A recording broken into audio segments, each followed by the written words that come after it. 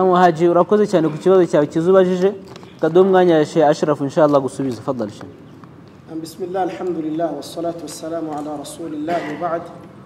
Kibazo musaza yarabajije yanye n'inyigisho z'ijuma twize yuko umuyisilamu igihe asomewe aya ya Qur'an agomba kuyemera n'igihe asomewe hadithi y'intumwa y'Imana Muhammad sallallahu alayhi wa sallam agomba kuyemera. Hanyuma akazi kibazo kindi kibaza gitese ko hari hadithi tubwirwa yuko ziri dhaif zirwaye zitari ukuri hakaba n'izindi z'ukuri hakaba n'inyigisho zitandukanye z'abantu aho usanga abantu ibyo bavuga bitandukanye abigisha ibyo bigisha bitandukanye. Ese tuzafata ibihe tureka ibihe?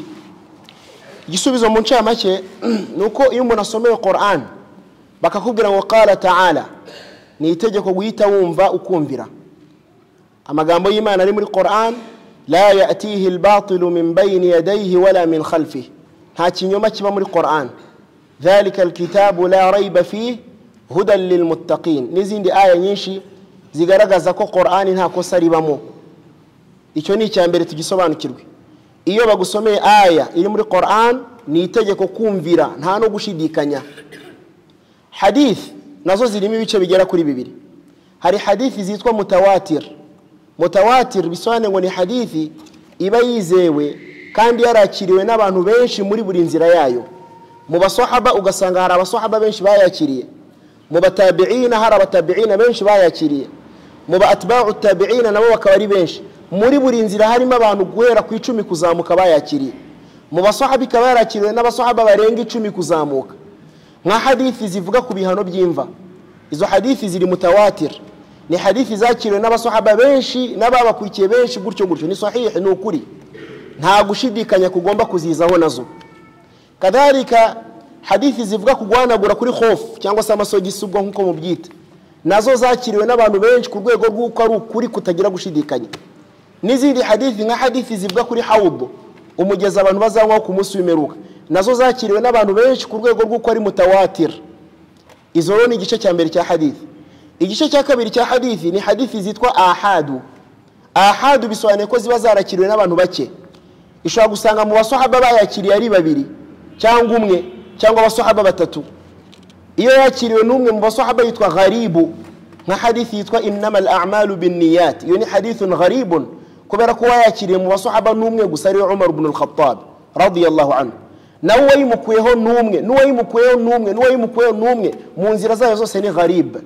Ikaba ari nayo hadithi al-Imam al-Bukhari atangiza igitabo cye. Hanyuma hari izindi hadithi nazo ziri muri ahad zakiriwe na babiri bazita aziz. Mu basahaba ugasanga bayakiriye ari babiri bonyine mu basahaba. Kadhalika hari hadithi usanga mu basahaba bayakiriye ari abasahaba batatu, izo zitwa mashhur. Izo nazo bamenye bemeza ko hadithul ahad nazo ni hadithi iyo dusanze ari ukuri tuzigenderaho kandi tukazishyira mu bikorwa. Na dalili yabyo gihamya nuko intumwa y'Imana Muhammad sallallahu alayhi wasallam iyo yoherezaga intumwa zijya kwigisha ubuyisilamu ntabwo yatumaga abasahaba 10 kuzamura igihe cyose. La, hari n'igihe yoherezaga abasahaba babiri. Nko mu gihugu cya Yemen, intumwa y'Imana sallallahu alayhi wasallam yohereje Abu Musa al-Ash'ari, yoherezaho na Mu'adh ibn Jabal. Arababwira bombi, arababwira ngo yassira wala tu'assira wala kugezwa watata'a wala takhtalifa. Icyo gihe hadithi yitwa aziz mu kuba mtume yohereje abantu bangahe babiri. Bityo rero ubutumwa Mu'adh ibn Jabal na Abu Musa batwaye abantu ba Yemen babugendeho, nubwo babuzanye batagera ku 10 ari abantu babiri gusa. Hari n'igihe Rasul yoherezaga umuntu umwe atohereje babiri sallallahu alaihi wasallam. Nk'igihe intumwa y'Imana sallallahu alaihi wasallam yoherezaga nde? Yoherezaga Mus'ab ibn Umair nka ambasaderi w'Ubuislamu mu mujyi wa Madina, yamwohereje ari umwe. Kadhalika Rasul yohereza abantu bagabo babiri, yabanje kohereza Mu'adh, nyuma yaho yohereza Abu Musa, ariko abohereza ari umwe umwe.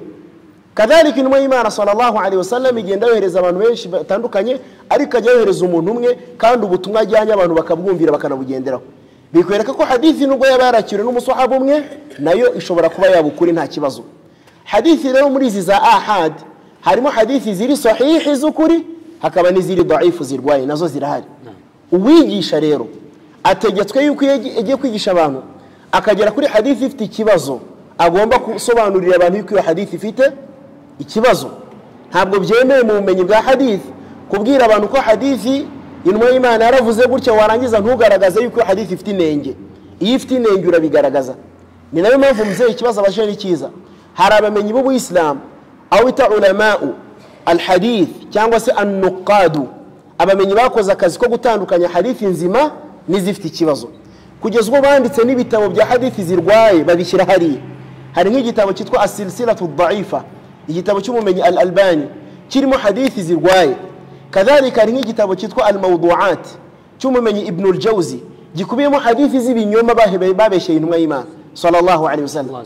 Nukuvuga ngo mu Buyisilamu dufite ibitabo birimo hadithi z'ukuri n'ibitabo birimo hadithi zifite ibibazo, zifite inenge. Uwigisha rero agomba kurenzaho igihe ageze kuri hadithi ifite inenge gusobanurira abantu ko ifite inenge, kuko nta kintu na kimwe kiri muri hadithi zirwaye uretse ko n'ubundi muri hadithi z'ukuri kirimo. Muri make umuyisilamu aramutse akurikiye hadithi ziri sahih yabona ibyo akeneye mu idini byose, n'ubundi dhaifa ahubwo zizana n'ibihimbano bindi bishya gusa. Buri cyavuzwe muri hadithi dhaifa n'ubundi kiri muri sahih. Niyo mpamvu abamenyi bafashe umwanya bandika ibitabo bya sahih. Al-Imam al-Bukhari rahimahullah aratubwira ngo nafashe mu mutwe hadithi 100 z'ukuri n'ibihumbi 200 z'ibinyoma. Yari yarafashe mu mutwe hadithi 100 z'ukuri n'ibihumbi 200 z'ibinyoma. Muri izo hadithi 300 zose hamwe yanditse igitabo cya Sahih al-Bukhari akuramo ibihumbi 4 gusa abari byashyiramo. Mu bihumbi 300 yakuyemo ibihumbi 4 abari byashyira muri Sahih al-Bukhari. Al-Imam Muslim nawe nuko nawe yanditse igitabo cya Sahih Muslim ashyiramo hadithi z'ukuri kuva ku ntumwa y'Imana Muhammad sallallahu alaihi wasallam. Al-Imam Ibn Khuzaimah nawe yanditse igitabo cya Sahih ashyiramo hadithi z'ukuri gusa. Al-Imam Ibn Hibban nawe yanditse igitabo cya Sahih. Haza n'abandi bamenyi bandika ibitabo bya Sunan nk'uwo bita Abu Daud. Al-Imam Abu Daud yanditse igitabo cyitwa Sunan Abi Daud ashyiramo hadithi z'ukuri nubwo harimo iziri dhaifu nkeya. Kadhalika At-Tirmidhi yanditse igitabo cyitwa Al-Jami'. Icyo gitabo nacyo gikubiyemo hadithi z'ukuri zigendanye na fiqh nubwo harimo iziri dhaifu nkeya. Kadhalika mu gitabo cya An-Nasa'i, An-Nasa'i afite bibiri, Al-Mujtaba ndetse na As-Sunan al-Kubra, hose hakubiyemo hadithi ariko hagenda hagaragaramo nkeya zirwaye. Noneho nyuma yaho haje abamenyi bandi nka Sheikh al-Albani yavuguruye bino bitabo bine guhera ku cya Abu Daud, At-Tirmidhi, An-Nasa'i, Ibn Majah, Sunan zose kwarenye akora icyo bita Sahihu Sunan Abi Daud, Sahihu Sunan At-Tirmidhi, Sahihu Sunan An-Nasa'i na Sahihu Sunan Ibn Majah. Agenda we noneho akusanya iz'ukuri gusa muri biriya bitabo. Bityo icyo nshaka kugaragaza muri byose ndi kuvuga abamenyi bararushye bakora akazi gahagije ko kutwereka ukuri n'ibinyoma mu idini y'Ubuyisilamu. Bityo rero wigisha idini nka mwarimu iyo ageze kuri hadithi ifite ikibazo bisobanurira abayisilamu, kugeza ubwo abandi bamenye bati sinabyiza ubundi kujya gusomera abantu hadithi irwaye mu gihe hari indi y'ukuri ivuga ibya bindi biri muri ya yindi n'ubundi irwaye. Hadithi zirwaye nazo ntabwo ziri mu bice bimwe, hari zifite uburwayi buke. Urugero nka hadithi zitwa mursal, izo ngizo ntabwo ari kimwe na hadithi yitwa munkar. Hari yitwa mursal, hari yitwa mu'dal, hari yitwa munqati', hari yitwa munkar, hari yitwa mawdu'. Ibyo byose ni ibice bya hadithi zirwaye. Hari zigira uburwayi buto, hari n'izigera ku rwego rw'uko ari uguhimbira noneho intumwa y'Imana. Nk'iyo hadithi dusanze ari mawdu', mawdu' bisobanuye ngo ni ikinyoma, ibyo bavugiye kuri Rasulu ni ibinyoma ntabyo yavuze. Iyo yo ntibinemewe kuyibwira abantu, ku buryo intumwa y'Imana bati man kadhaba alayya muta'ammidan, uzambeshera bigambiriye falyatabawwa maq'adahu minan nar, ategura icyicaro cye mu muriro wa jahannam. Abamenyi bavuga ko umuntu wese uzigisha abantu hadithi iri mawdu' y'ikinyoma ni nk'aho ababeshye Rasul sallallahu alaihi wasallam. Bityo rero ntabwo ari buri hadithi yose iri dhaifu yuko tuyijugunya. Hari zifite inenge zo kuba ari uburwayi buto kandi zishobora kwishingikirizwa bitari mu mategeko y'idini y'Ubuyisilamu. Hari n'izigera ku rwego rw'uko ari munkar, izo ntibyemewe kuzisomera abayisilamu. Niyo uyisomye ubibwira abantu. Urugero rwa hadithi ziri munkar, hadithi zipfuye mutuma tigeze avuga, ni nka hadithi ivuga ngo ukwezi kwa Ramadan iminsi 10 yako ya mbere ni iminsi y'impuhwe, iminsi 10 yo hagati ni iminsi y'imbabazi, iminsi 10 ya nyuma ni ugukurwa mu muriro. Iyo ni munkar. Rasul ntabwo yigeze avuga ayo magambo sallallahu alaihi wasallam. Bityo iyo wigishije abantu ni byiza kubasobanurira. Bityo rero mzee icyo twakubwira rero nuko Ubuyisilamu nyine ni inyanja, abigisha bafite inshingano yo gusobanurira abantu. Iyo bageze kuri hadithi irwaye bakabibabwira, waba ufite hadithi z'ukuri ukaba arizo wigisha abantu, ntubazanirize irwaye kandi hari iz'ukuri n'ubundi. Hari uwabaza ngo kuki mu Buyisilamu mundi hadithi zirwaye zihari, kuki tudakurikira ukuri gusa? Igisubizo ni iki ngiki. Intumwa y'Imana Muhammad sallallahu alaihi wasallam imaze gupfa umuyobozi w'abayisilamu yari Abubakar yayoboye abayisilamu imyaka 2 n'amezi 6 ubuyisilamu bwari bugitekanye hadithi abantu basoma hadithi z'ukuri gusa Umar ibn al-Khattab arazayobora abayisilamu nyuma ya Abubakar imyaka 10 ubuyisilamu bwari bugitekanye nta kibazo pe Uthman ibn Affan radiyallahu anhu yaje kuyobora abayisilamu ari we muyobozi wa gatatu yabaye umuyobozi akuze ageze mu zabukuru yatangiye kuyobora mu myaka 70 ni nawe muyobozi watinze cyane amaze imyaka 13 ku buyobozi ni nabwo fitna yinjiye mu buyisilamu ibigeragezo byose byinjiye ku gihe cya Uthman ibn Affan walidhalika rasul sallallahu alayhi wasallam muri hadithul fitna bamubajije kuri Umar kwicwa kwe ayuftahu albabu am yuksar Hudhaifa Umar yabaje Hudhaifa ese umuryango bazawufungura cyangwa bazawumenagura umuryango wa fitna yarinde yari Umar nukuvuga ngo Umar akiri muzima yari umuryango ubuza fitna kwinjira mu busilamu